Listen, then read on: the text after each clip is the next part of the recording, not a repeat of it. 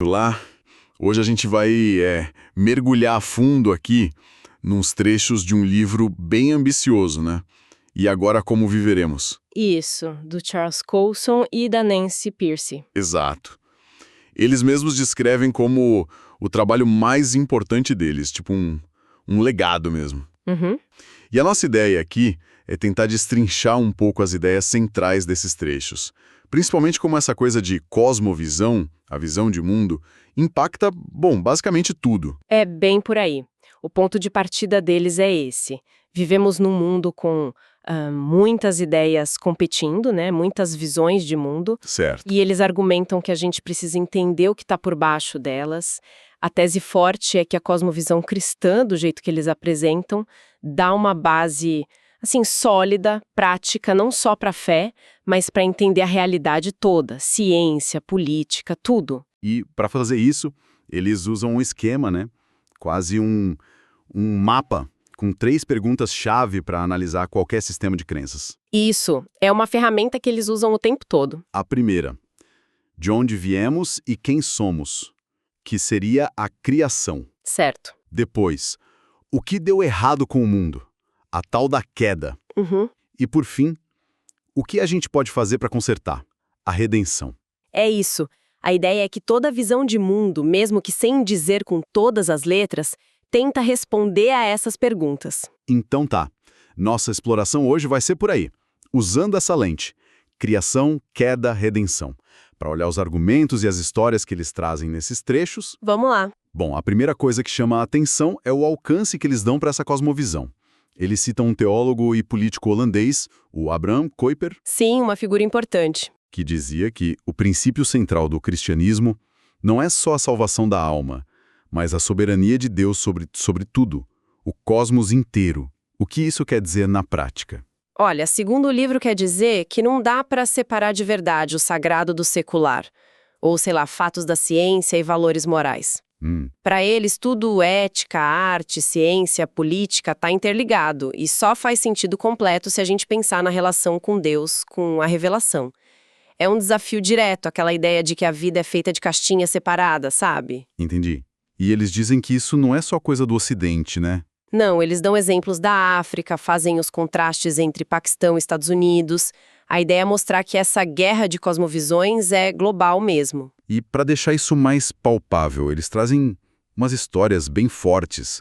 Uma delas é a do Jorge Crespo. Ah, sim, no Equador. Isso, um advogado de família tradicional que começou a defender gente pobre e acabou preso.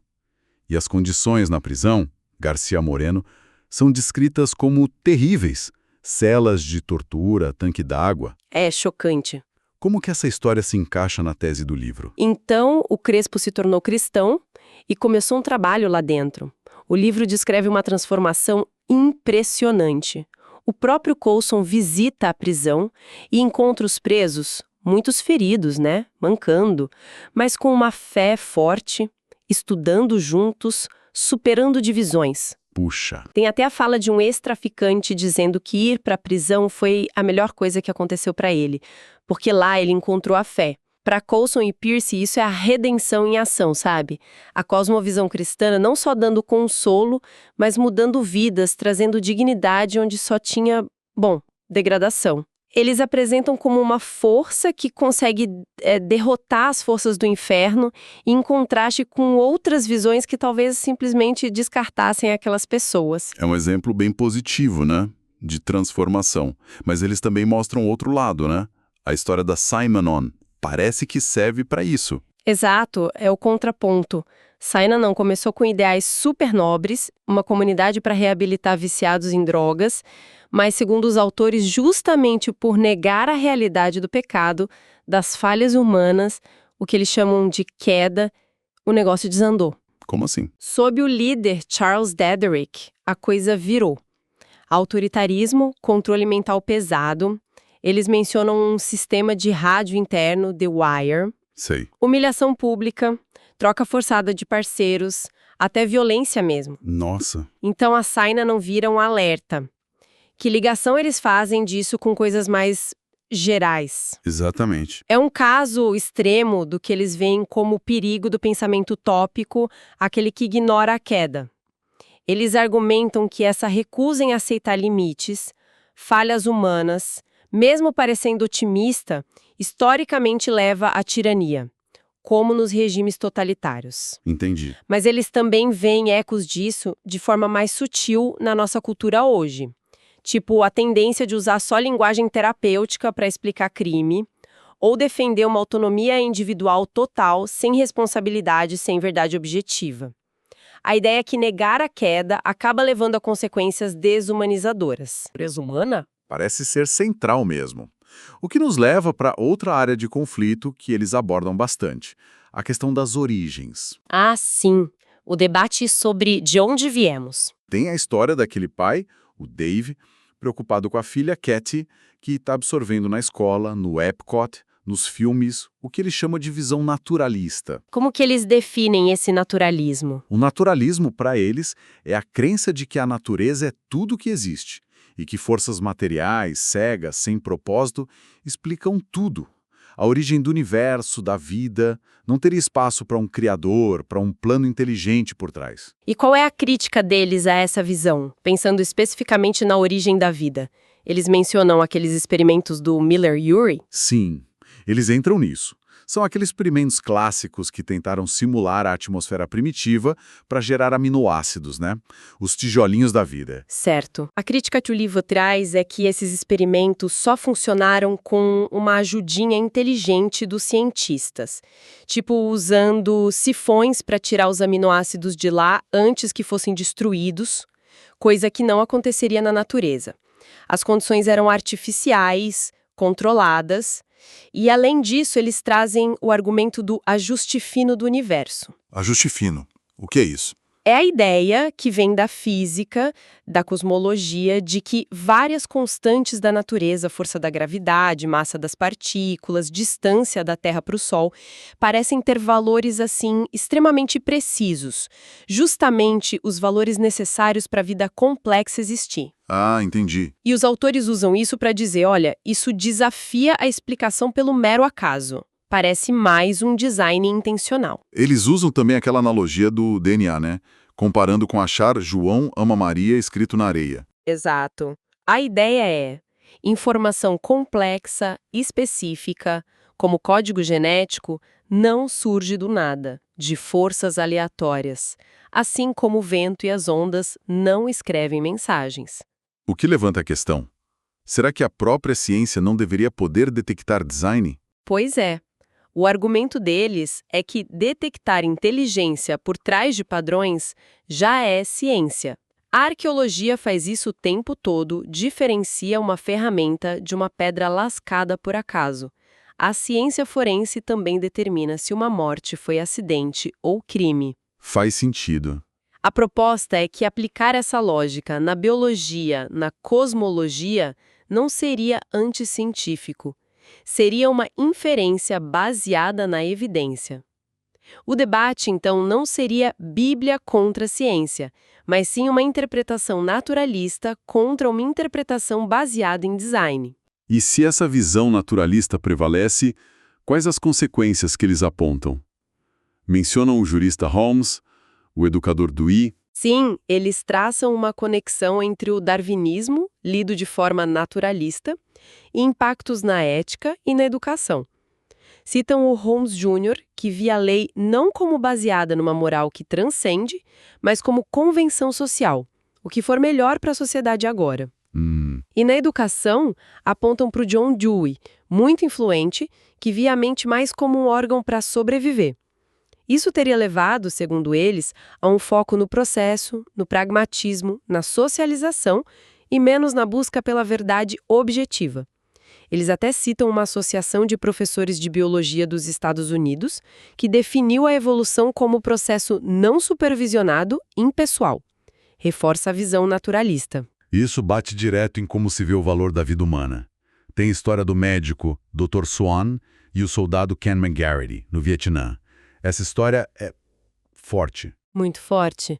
O McGarity sofreu ferimentos terríveis num acidente de helicóptero, chance mínima de sobreviver, Teve gente que sugeriu usar os recursos médicos em outros, mas o Dr. Swan insistiu em lutar pela vida dele, por um senso de valor intrínseco daquele soldado. E ele sobreviveu. Sobreviveu. Perdeu a visão, as 2 pernas, mas sobreviveu. Anos depois, reencontrou um médico. O livro usa essa história para mostrar o poder de uma decisão baseada na crença no valor da vida, mesmo no limite. E eles contrastam essa atitude que chamam de cultura de vida com o que eles veem como uma cultura de morte surgindo.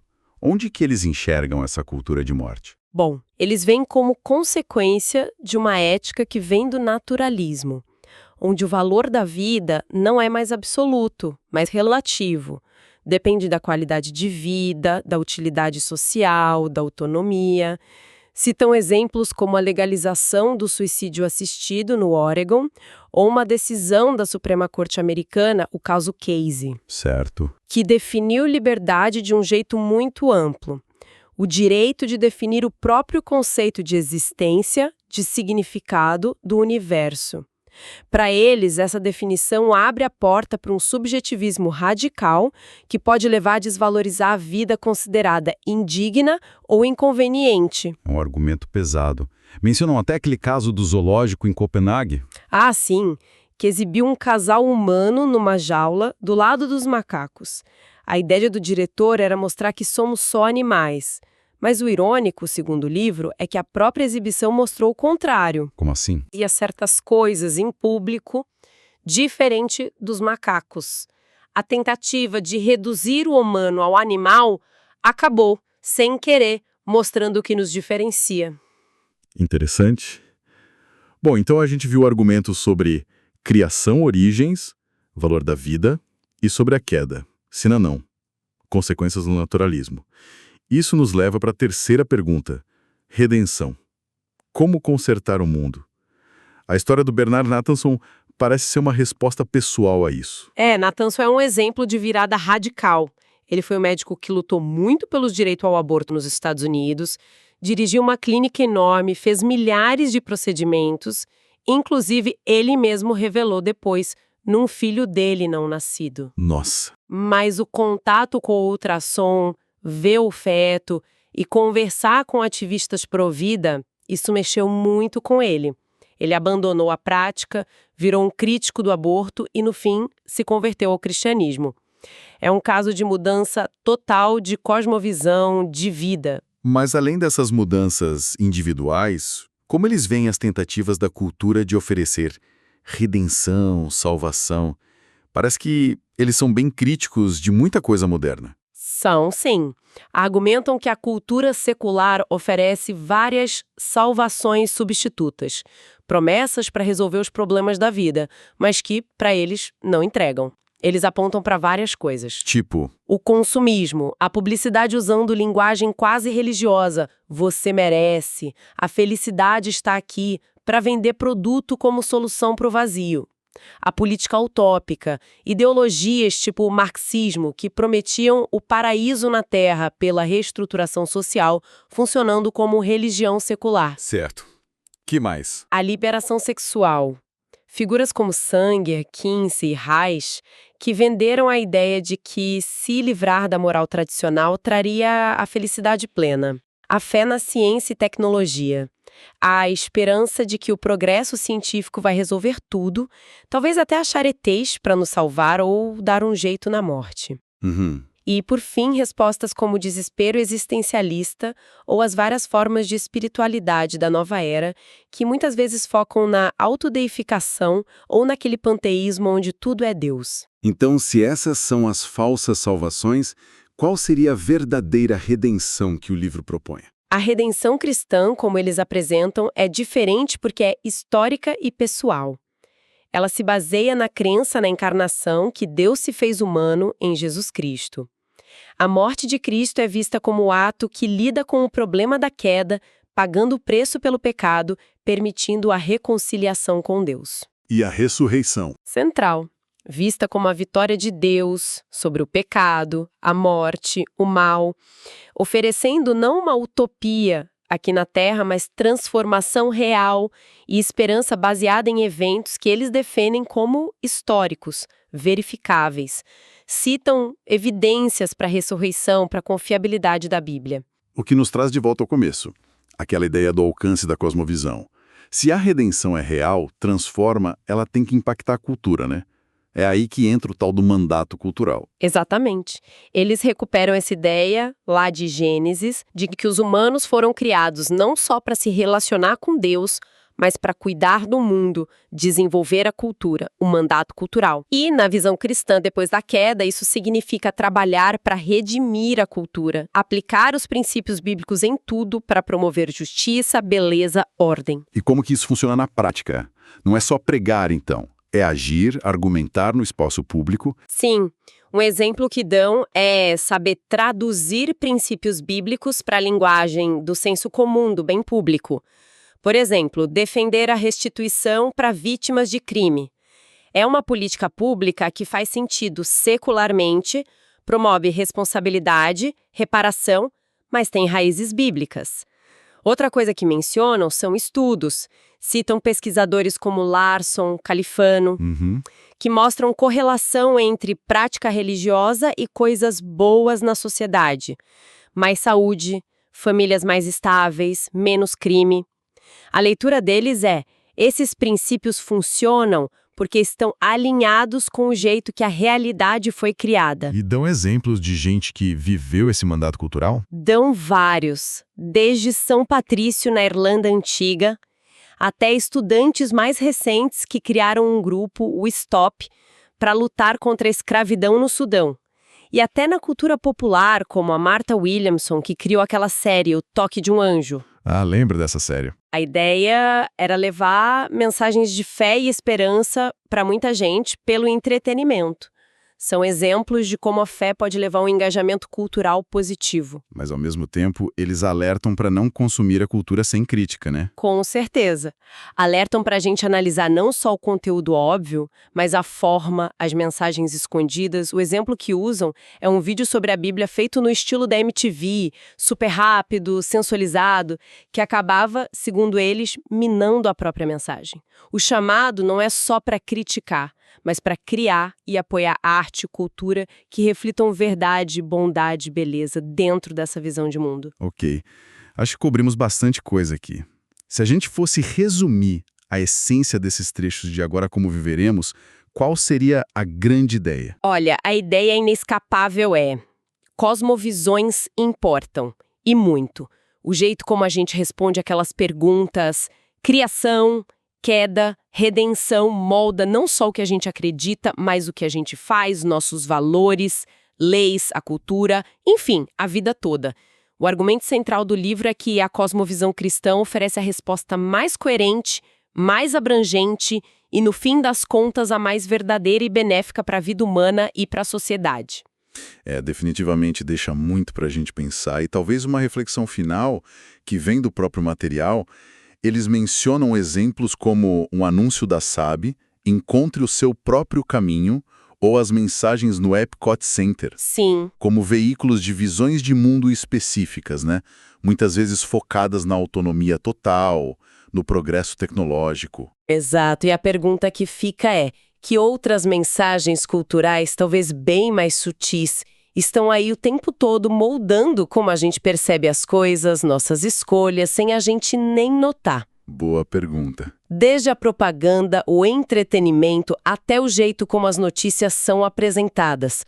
Como é que a gente desenvolve um olhar mais crítico, mais aguçado, para identificar e avaliar essas visões de mundo que chegam para a gente todo dia? É um exercício constante, né? De discernimento. Uma questão crucial para levar daqui. Obrigado por nos guiar por essas ideias, que são complexas, mas provocadoras. Foi um prazer.